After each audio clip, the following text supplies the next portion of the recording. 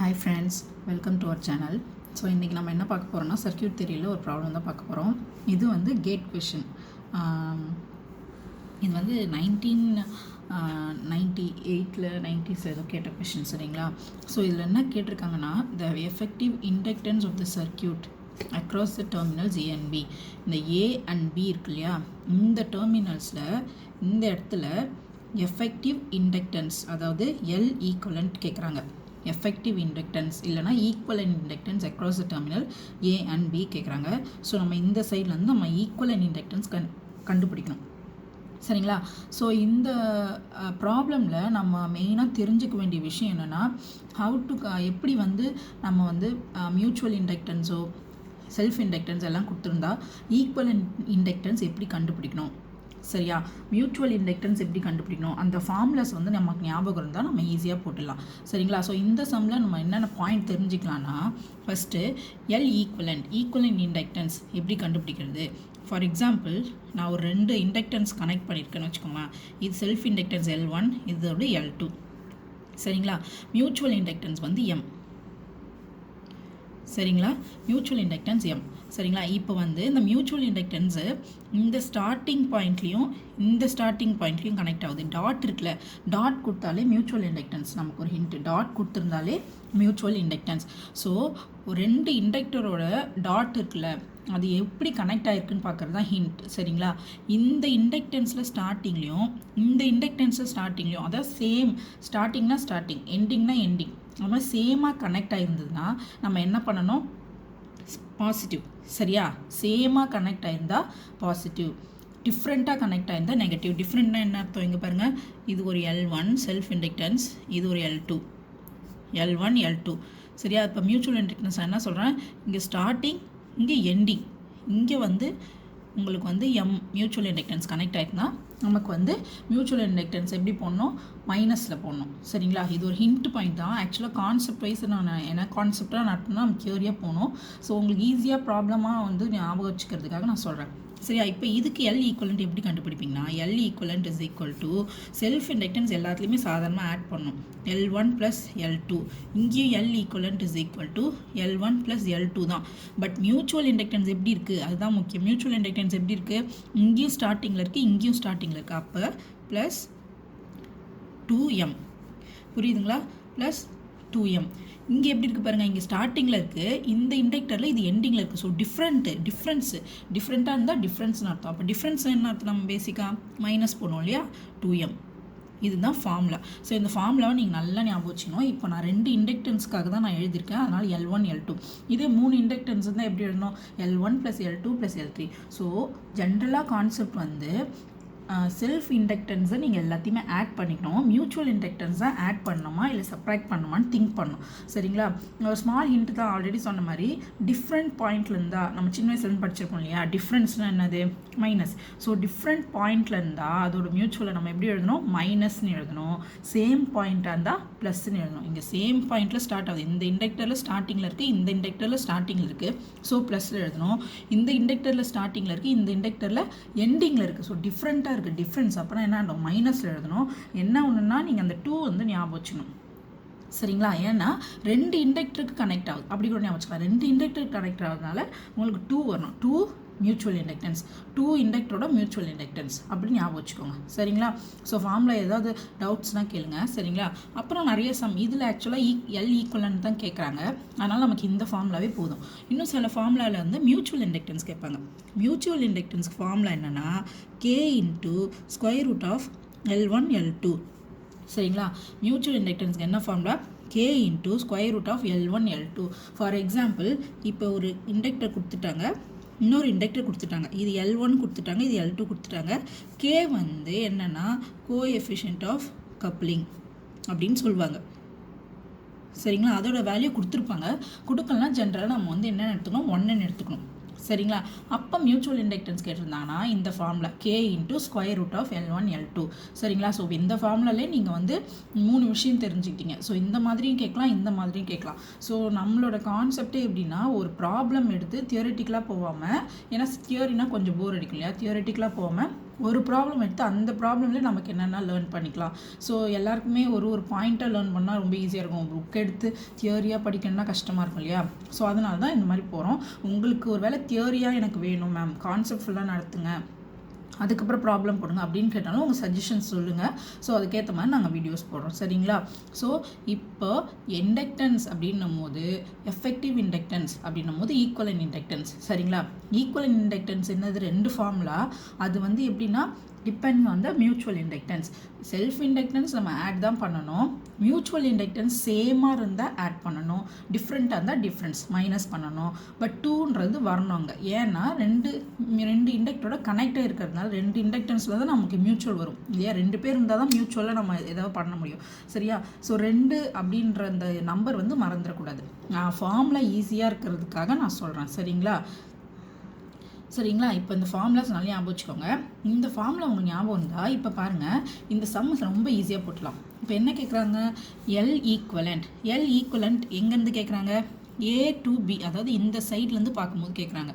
So இந்த சைட்லேருந்து பார்க்கும்போது இங்கே பாருங்கள், நான் இப்போ இப்படி தானே போகணும். A to Bனா நான் இந்த சைட்லேருந்து இப்படி போகணும். ஸோ 4, 5, 6 எல்லாமே செல்ஃப் இண்டக்டன்ஸ். அப்போ நான் செல்ஃப் இண்டக்டன்ஸ்னால் என்ன சொன்னேன்? அதெல்லாம் ஆட் பண்ணுங்க, அது பிரச்சனை இல்லை.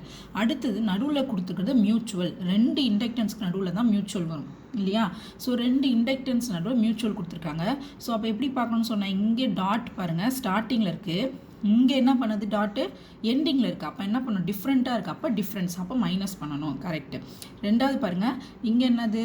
இங்கே இந்த இண்டக்டரோட எண்டிங்கில் இருக்குது, இப்படி தானே வரும். ஸோ இங்கேயும் இந்த இண்டக்டரோட எண்டிங்லேருந்து, ஸோ எண்டிங் சேமாக இருக்குது. அப்போ ப்ளஸ் பண்ணணும். இப்போ இந்த இண்டக்டரில் பாருங்கள் எண்டிங்கில் இருக்குது, இப்படி போனால் இந்த இண்டக்டரில் ஸ்டார்டிங்கில் இருக்குது. அப்போ டிஃப்ரென்ஸ், அப்போ மைனஸ் பண்ணணும். ஸோ இப்போ நான் எல் ஈக்குவலண்ட் எப்படி எழுதுறேன்னா, L equivalent is equal to, அதாவது 3 இண்டக்டன்ஸ் இருக்குது, 3 மியூச்சுவல் இண்டக்டன்ஸ், 3 செல்ஃப் இண்டக்டன்ஸை ஃபஸ்ட்டு ஆட் பண்ணிக்கணும்.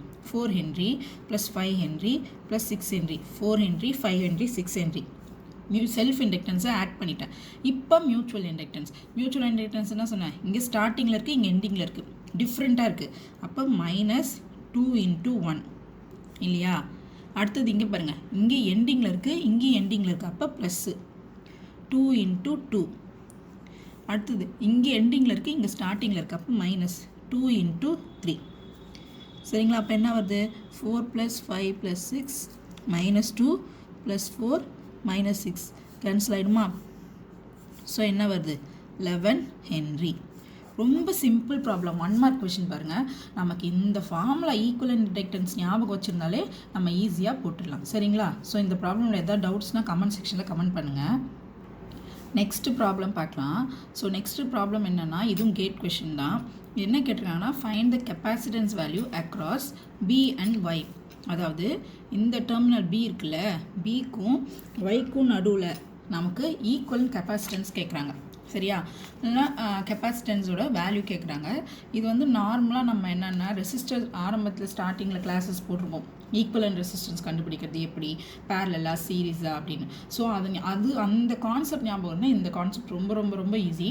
ஸோ ஈக்குவலன்ட் ரெசிஸ்டன்ஸ் ப்ராப்ளம்ஸ்லாம் நிறைய போட்டிருக்கேன், நிறைய வீடியோஸ் இருக்குது. ஸோ அதை போய் பாருங்கள் தெரியாதவங்க. சரிங்களா? ஸோ இப்போ கெப்பாசிட்டன்ஸ் அப்படின்னாலே உங்களுக்கு நல்லா ஞாபகம் வச்சுக்க வேண்டியது, ரெசிஸ்டன்ஸ் எப்படி போட்டிருப்போம்?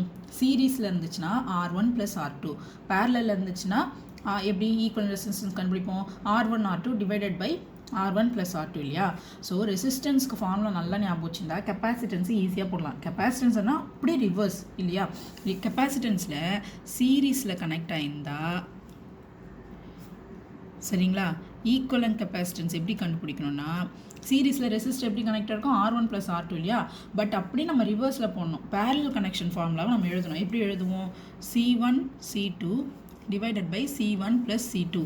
அதாவது இப்படி கனெக்ட் ஆகிருந்தா, சீரீஸில் கனெக்ட் ஆகிருந்தா C1 C2ன்னு. இதே பேரலில் கனெக்ட் ஆகிருந்தா எப்படி எழுதணும்? C1 C2 C1 + C2 equivalent capacitance இப்படி தான் எழுதணும். ஸோ ரெசிஸ்டிவ் நெட்வொர்க்கு எழுதுறதுக்கு அப்படியே ஆப்போசிட். சரிங்களா? ஏதாவது ஒரு ஃபார்முலா ஞாபகம் வச்சுக்கோங்க. ரெசிஸ்டிவ் ஃபார்முலா ஞாபகம் வச்சுட்டா நம்ம கெப்பாசிட்டன்ஸ் வரும்போது அப்படியே ரிவர்ஸில் எழுதணும். அதோட பேரலல் ஃபார்முலாவை இங்கே எழுதணும். சரிங்களா? ஸோ இந்த ஃபார்முலா உங்களுக்கு ஞாபகம் இருந்துச்சுன்னா கண்டிப்பாக ஈஸியாக இருக்கும் இந்த சம் போடுறதுக்கு. 1 மார்க் கொஷின் தான். ஸோ என்ன கேட்டிருக்காங்க பாருங்கள், across B and Y equivalent capacitance கண்டுபிடிக்கணும். சரிங்களா? ஸோ இப்போ நம்ம என்ன பண்ணலாம், நல்லா பாருங்கள், பிக்கும் ஒய்க்கும் நடுவில் கேட்குறாங்க. சரியா? ஸோ பி இங்கே டெர்மினல் இருக்குது, இங்கே ஒய்ன்ற டெர்மினல் இருக்குது. ஸோ இங்கே பிக்கும் ஒய்க்கும் நடுவில் எப்படி கனெக்ட் ஆகிருக்கு பாருங்கள். இப்போ நான் ஃபார் எக்ஸாம்பிள் பி இங்கே இருக்குது. ஸோ பிக்கும் ஒய்க்கும் நடுவில் எனக்கு ஒரு கெப்பாசிட்டன்ஸ் கனெக்ட் ஆகிருக்கு, அது பேர் சிசி. சரிங்களா?